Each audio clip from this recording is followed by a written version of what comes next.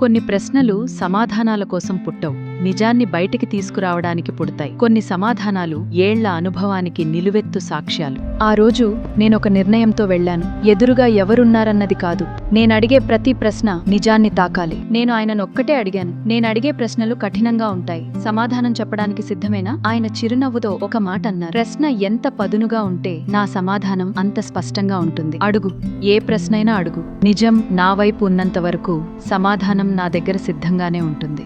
ఆ క్షణం నుంచి అది ఇంటర్వ్యూ కాదు, ప్రశ్నల పదును, అనుభవాల బలం, ఆలోచనల ఢీ. ప్రతి ప్రశ్న నేరుగా, ప్రతి సమాధానం నిర్మోహమాటంగా ఉంటుంది. ప్రతి క్షణం మిమ్మల్ని ఆలోచింపచేస్తుంది. ఇప్పుడు కెమెరా సిద్ధం, మైక్ సిద్ధం, ఇంటర్వ్యూ స్టార్ట్. ఈసారి ప్రశ్నలు సాధారణం కావు, సమాధానాలు రాజీ పడవు. ఇది కేవలం ఒక ఇంటర్వ్యూ కాదు, ప్రశ్న అడిగే ధైర్యం, సమాధానం చెప్పే ఆత్మవిశ్వాసం, రెండూ ఒకే వేదికపై ఢీకొనే క్షణం.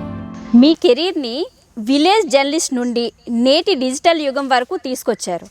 అయితే గత 30 సంవత్సరాల జర్నలిజానికి ఇప్పుడున్న జర్నలిజానికి మధ్యలో పెరిగిన తేడాలు ఏంటి సార్? మంచి ప్రశ్న అడిగారు.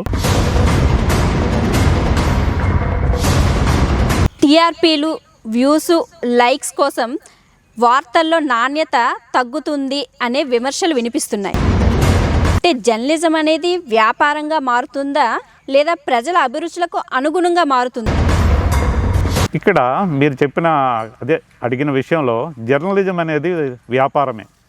ఎందుకంటే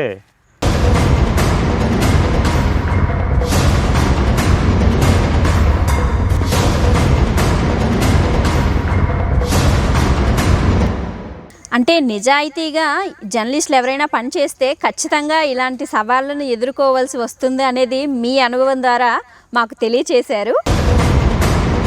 ప్రస్తుతం మన శ్రీకాకుళం జిల్లాలో నిజాయితీ గల గొప్ప పేరున్న జర్నలిస్టులను పక్కన పెట్టి ఏదో సరదాకి సోషల్ మీడియాలో వీడియోస్ చేసి పోస్ట్ చేసి ఇన్ఫ్లుయెన్స్ సాధించిన ఇన్ఫ్లుయెన్సర్లకి ఎక్కువగా ప్రయారిటీ ఇస్తూ ఐఏఎస్, ఐపీఎస్ అధికారులు వాళ్ళ క్యాబిన్లో పిలిపించి కూర్చోపెట్టి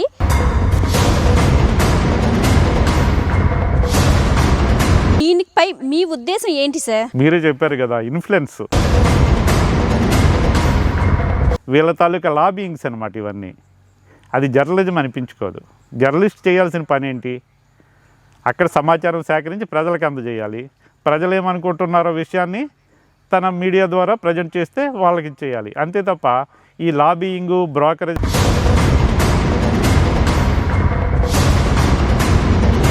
రాజకీయ నాయకులు కూడా ఎక్కువగా ఇన్ఫ్లుయెన్సర్స్కే ప్రయారిటీ ఇస్తున్నారు.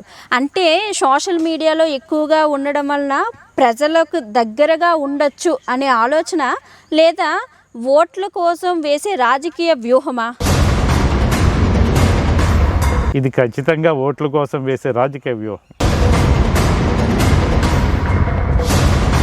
ఎందుకంటే విధాన నిర్ణయాలు ఒకలా ఉంటాయి, మేనిఫెస్టో ఒకలా ఉంటుంది, దాన్ని అమలు చేసే వాళ్ళు ఒకలా ఉంటారు. అది గ్రౌండ్ లెవెల్కి వచ్చేసరికి వీళ్ళపైనే తిరగబడతారు ప్రజలు. కాబట్టి వీళ్ళు ఏం చేస్తారంటే ఈ ఇన్ఫ్లుయెన్సర్ల మీద ఆధారపడుతున్నారు. వాళ్ళు చెప్పే అబద్ధాలని ప్రజల్లోకి తీసుకువెళ్ళే ప్రయత్నాలు చేస్తున్నారు. దా కారణంగానే ఈ ఇన్ఫ్లుయెన్సర్స్కి ఎక్కువగా ప్రయారిటీ ఇస్తూ వాళ్ళని వెనక్కి తిప్పించుకుంటున్నారు.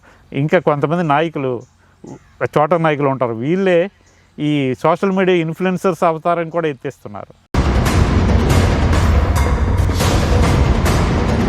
ప్రజలకు రోజు అబద్ధాలు, అర్ధసత్యాలు తెలియజేయడమే వీళ్ళ పనిగా మారిపోయింది. అదేవిధంగా ప్రత్యర్థుల మీద కావాలని బురద జల్లటం, ఇలాంటివి కూడా వీళ్ళు చేస్తున్నారన్నమాట. అంటే దీనివల్ల ఏమవుతుందంటే ప్రజల్ని పూర్తిగా తప్పుదో పట్టిస్తున్నారు.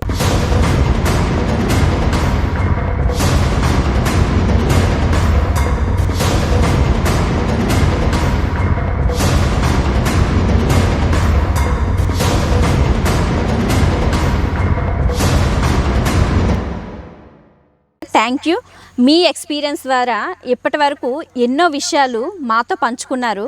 చివరిగా ఈ ప్రస్తుతం సోషల్ మీడియా ప్రభావం ఎక్కువగా ఉన్న ఈ రోజుల్లో జర్నలిజం అంటే మైక్ పట్టుకొని కెమెరా ముందు నిల్చోవడం కాదు, నిజమైన జర్నలిజం అంటే ఏంటో చూపిస్తాము అనే ఆసక్తితో ఉన్నటువంటి యువతకు మీరు ఇవ్వాలనుకునే సందేశం ఏంటి సార్?